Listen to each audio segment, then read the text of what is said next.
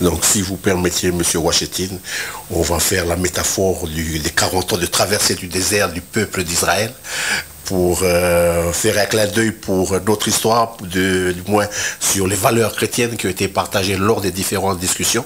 On a entendu par ailleurs dans les médias qu'il y a les valeurs des droits de l'homme, les valeurs chrétiennes et les valeurs de la valeur de la coutume. Est-ce que dans les débats, vous disiez tout à l'heure, Kanaki, Nouvelle-Calédonie, est-ce qu'au niveau du Palika, sur le nom, est-ce que c'est quelque chose qui est déjà arrêté chez vous ou c'est toujours en débat, c'est toujours en discussion? Nous avons je sais pas, c'est une fabrique de marque chez nous. C'est que nous sommes assez disciplinés et parce qu'on est dans un processus de négociation. Et quand on discute, tout le monde ne peut pas être d'accord. Donc forcément, parce qu'on veut que la discussion aboutisse, ça passe par des compromis. Donc on sait qu'aujourd'hui, vis-à-vis des signes identitaires, il y a un compromis qui a été trouvé. C'est pour le nom et pour la devise et pour le drapeau. Mais la question du nom reste un sujet. Nous, on est prêts à ce qu'on discute. Même si on a fait déjà le choix, nous, on essaie de le dire à notre niveau. Mais voilà, c'est des discussions ouvertes. Ça, c'est la difficulté à laquelle on est confronté. C'est que les choses auraient été simples si on était engagé dans un processus où tu imposes tout à tout le monde. C'est pas le choix qu'a fait le Palika, notamment parce que nous, on porte fortement l'accord de Nouméa, qui est un processus négocié, un processus de négociation avec des règles. Avec un échéancier, donc nous on essaye de nous caler par rapport à ça. Donc après c'est la force de la discussion, c'est ça qui nous permet d'avoir des résultats. Donc discussion ouverte, y compris sur les sujets qui sont traités actuellement. La question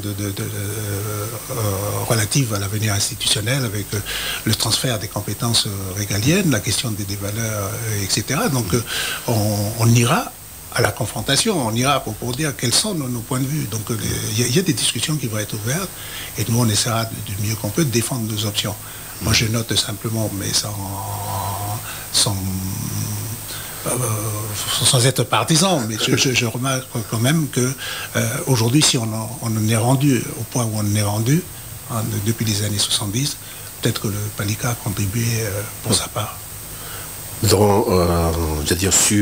Sur les réseaux, sur Wikipédia, on dit que le Palika, ça a été le premier parti à revendiquer ouvertement l'indépendance.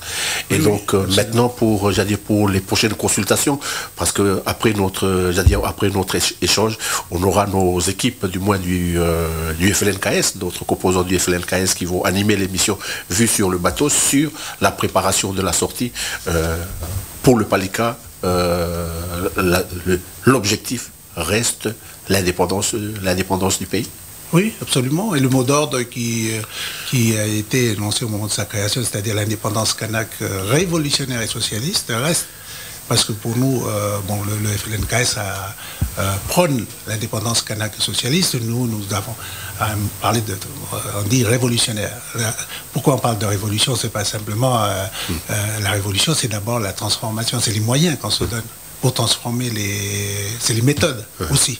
À la fois les méthodes d'analyse et les méthodes qui président à l'action. C'est ça quand on dit révolutionnaire, hein, c'est ni plus ni moins que ça. Donc l'objectif reste. Et on pense qu'on est en train de parvenir. Donc aujourd'hui, on transfère les dernières compétences, on a un pays totalement indépendant. C'est les discussions maintenant qui restent, effectivement.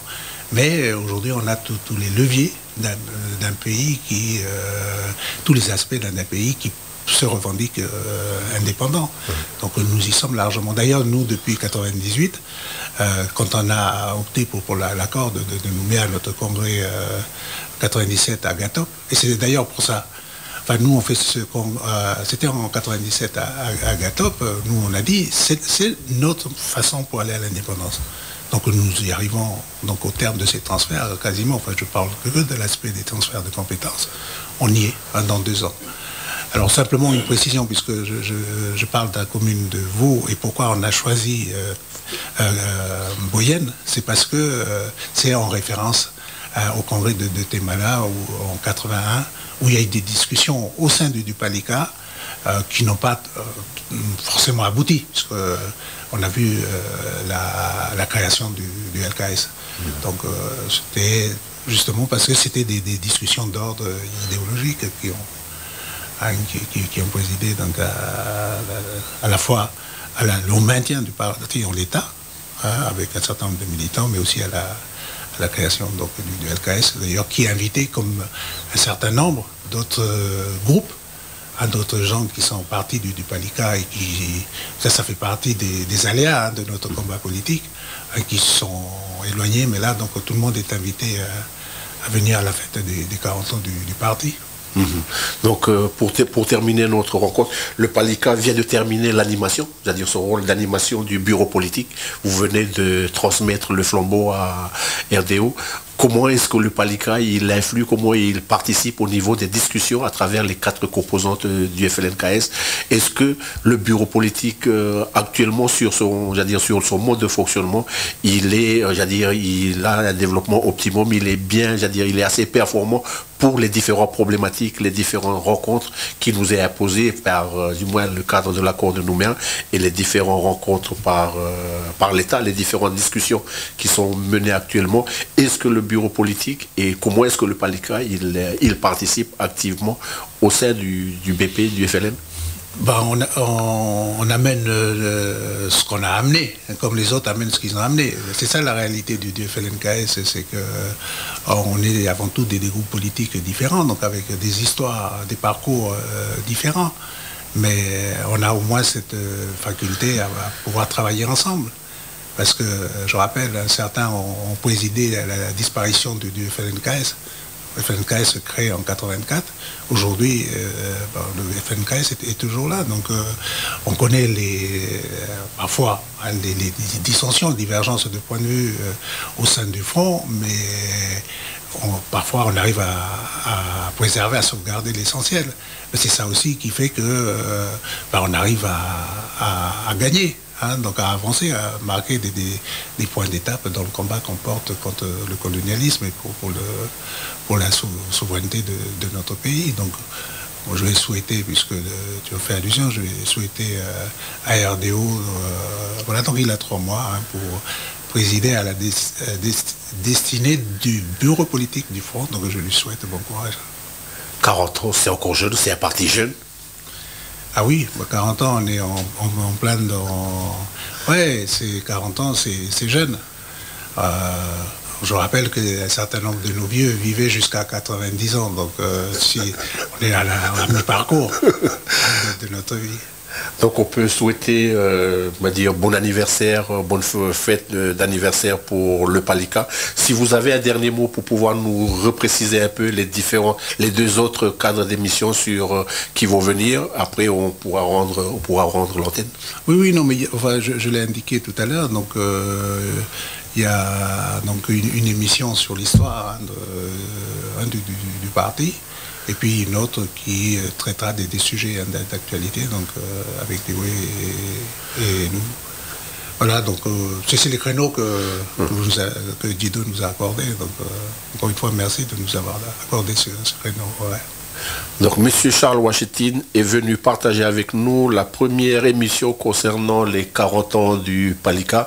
Et donc on dit à tous les militants et à tous les sympathisants, donc vous avez entendu l'invitation, donc venez nombreux et puis je pense qu'il y a besoin de soutenir des explications des gens qui peuvent venir participer et discuter avec les responsables, avec les dirigeants pour participer à cet événement festif et de réflexion et de partage.